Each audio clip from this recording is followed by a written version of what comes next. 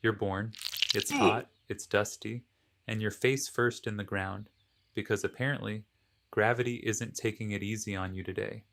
Your mom gives you a quick once over, snorting as if to say, "Yup, it's alive," and then immediately goes back to foraging. No cuddles, no fanfare, no baby shower with cute little tusk themed decorations, just the brutal reality of life on the savannah. Welcome to the world, little warthog. Hope you're ready, because the predators sure are. You look around, it's chaos. There are siblings crawling over you, squealing like tiny pigs auditioning for a metal band. The sun is blazing, and your mud caked face is your only line of defense. Welcome to the African savannah, where the motto is adapt or get eaten, because trust me, there's no Hakuna Matata out here.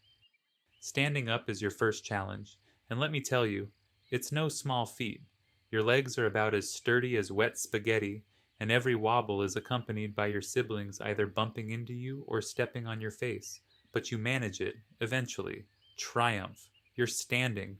But hold on, what's that? A vulture circling overhead? A hyena sniffing around the outskirts of the burrow? Yeah, nobody told you that being born as a warthog basically puts you on the menu for half the savannah.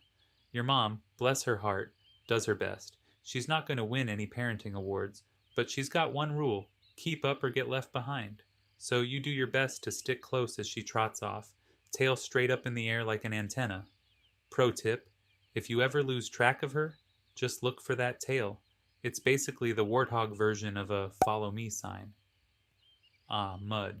To the untrained eye, it's just wet dirt, but to a warthog, it's life itself. Mud is your sunscreen, your bug repellent, your everything. Rolling in it isn't just a pastime, it's a necessity. You dive in head first, slathering yourself like a contestant on some bizarre spa themed reality show. Sure, it's not glamorous, but hey, it keeps the ticks away. Speaking of ticks, have you met the oxpeckers yet? These little birds are basically your personal cleaning crew. They perch on your back, picking off parasites like they're at an all you can eat buffet. It's a mutually beneficial relationship until they decide to peck a little too hard, and suddenly you're questioning your life choices. As a young warthog, you're not much to look at. Honestly, you resemble a potato with legs and a bad hair day. Your tusks haven't grown in yet, so your main defense strategy is to squeal and run in circles. Not exactly intimidating, but you've got one thing going for you: speed. When danger strikes, and it will, you bolt for the nearest burrow faster than a kid running to the ice cream truck. Burrows, by the way, are your safe haven. You don't dig your own, because who has time for that? Instead, you squat in abandoned aardvark holes. Shout out to the aardvarks for being the unsung heroes of the Savannah real estate market. These burrows are cozy, but they come with a catch. You have to back and tail first. It's a strategic move, so if a predator comes sniffing around, your tusks are the first thing they see. Smart, right? Except when you're a clumsy little piglet and keep tripping over your own feet. Fast forward a few months and you're no longer a defenseless potato. You've got tusks now, or at least the beginnings of them. These aren't just for show, they're your Swiss Army knives of survival. Need to dig for roots? Tusks. Fend off a rival? Tusks. Look vaguely menacing to a lion that's 100 times your size? You guessed it. Tusks. But with tusks come responsibilities. You're now expected to hold your own in the herd. Warthogs are social creatures, living in groups called sounders. Your sounder is mostly made up of your mom, your siblings, and maybe an aunt or two. Together, you graze, nap, and fend off predators like a tiny, dysfunctional army. It's a system that works, most of the time. Here's the thing about being a warthog: everyone wants to eat you. Lions, leopards, hyenas, crocodiles, you name it, they're all lining up for a bite. Your best defense? Running. You can hit speeds of up to 30 miles per hour, which is impressive for an animal shaped like a loaf of bread. But even with your speed, the odds aren't always in your favor. Take lions, for example. They're the worst. They'll sneak up on you with the stealth of a cat stalking a laser pointer. One moment you're grazing peacefully, and the next you're sprinting for your life, zigzagging like you're trying to shake off a heat seeking missile. Sometimes you make it, sometimes, well, Let's just say the circle of life isn't always fair.